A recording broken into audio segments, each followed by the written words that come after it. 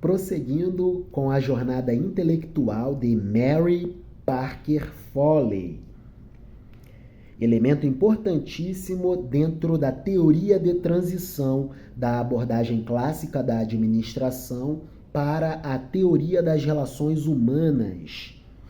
Mary Parker Foley, Miss Foley, mulher, feminista, ativista dos direitos humanos e em prol da educação, intelectual, sábia, considerada por Peter Drucker como a profetisa da gestão, a profetisa do gerenciamento.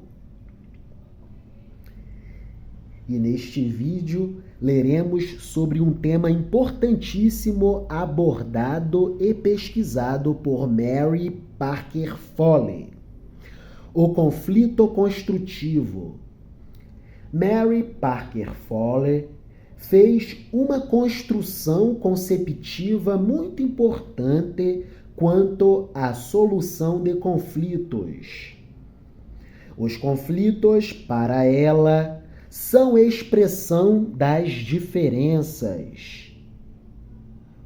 Os conflitos devem ser reconhecidos e usados de modo positivo pelos gestores. Inicialmente, os conflitos não expressam consequências negativas para a organização. Os conflitos podem ser resolvidos com criatividade, fazendo com que a organização evolua, sem permanecer estancada e fixada em impasses. A inexistência do conflito impede o progresso e a evolução da organização empresarial. Pensamento de Miss Foley. A inexistência do conflito impede o progresso e a evolução da organização. Na maioria das vezes, o conflito é um acontecimento inevitável, resultado da divergência de opiniões ou interesses entre pessoas ou instituições. Divergências são valiosas, porque revelam diferenças de opinião que mais cedo ou mais tarde irão se manifestar, de modo positivo ou de modo negativo. Para Mary Parker Foley, os conflitos podem ser resolvidos de modo inteligente, de modo sábio. E quando há excelente gestão dos conflitos, a organização empresarial evolui. Mas não só a organização empresarial. A organização pública também evolui. Os conflitos podem ser resolvidos por 3 alternativas.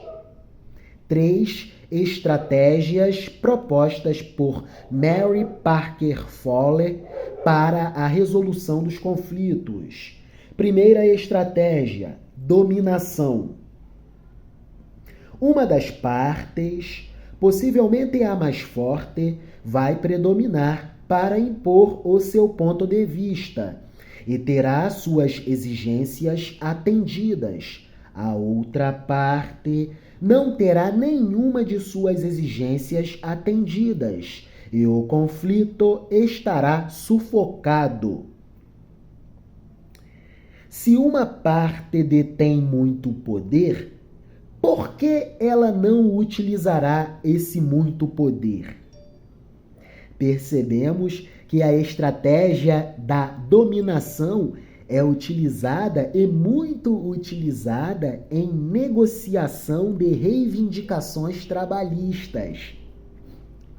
Tanto os empregadores da iniciativa privada, tanto quanto o empregador da iniciativa pública, que é o governo, como essas duas partes em negociação de reivindicações trabalhistas como essas duas partes que representam o patrão, o patronato, como o patronato tem muito poder, com certeza ele passará o carro e utilizará esse muito poder para massacrar as partes mais fracas, os trabalhadores.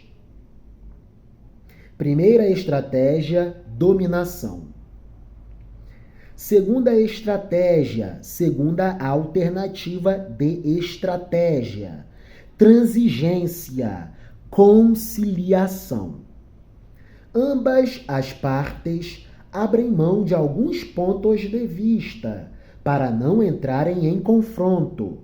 Mas Follett afirmou também que tal estratégia não é a mais adequada, já que as reivindicações não são atendidas por completo. Essa é a estratégia da conciliação, da transigência. Abrir mão de pontos na negociação para a gestão de conflitos. E normalmente, quem não tem muito poder abre mão de pontos na negociação para a resolução dos conflitos. Terceira alternativa e estratégia para a resolução dos conflitos: integração. A única solução perfeita é através da análise e da integração. As partes em conflito criam soluções para satisfazerem ambas as partes. E também a instituição ou a comunidade a que pertencem. As reivindicações não devem ser suprimidas. Elas devem ser satisfeitas e supridas. As reivindicações existem para serem supridas. Porém, Mary Parker Foley reconheceu que nem todas as divergências poderiam ser resolvidas desta maneira.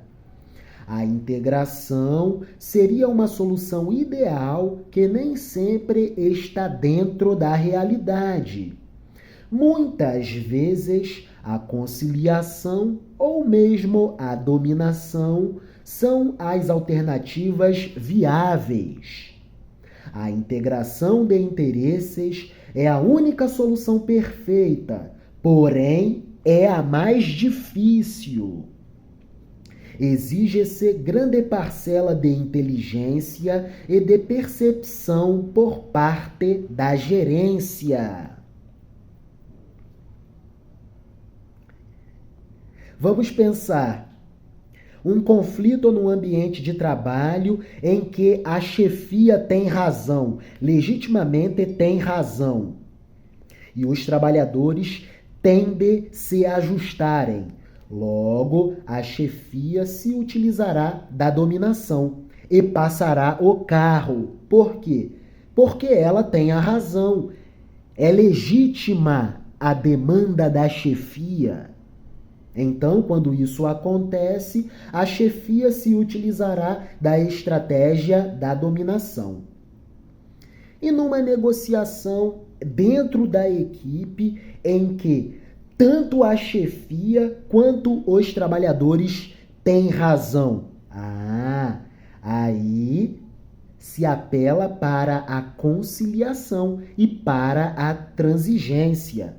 Se ambos têm razão, vamos sentar, negociar e ver de quais pontos podemos abrir mão.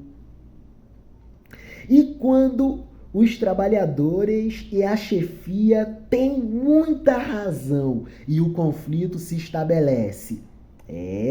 Aí abre-se a possibilidade para a integração, a solução perfeita. Por quê? Porque o caso é crítico. Ambas as partes têm muita razão, legitimamente falando, possuem muita razão.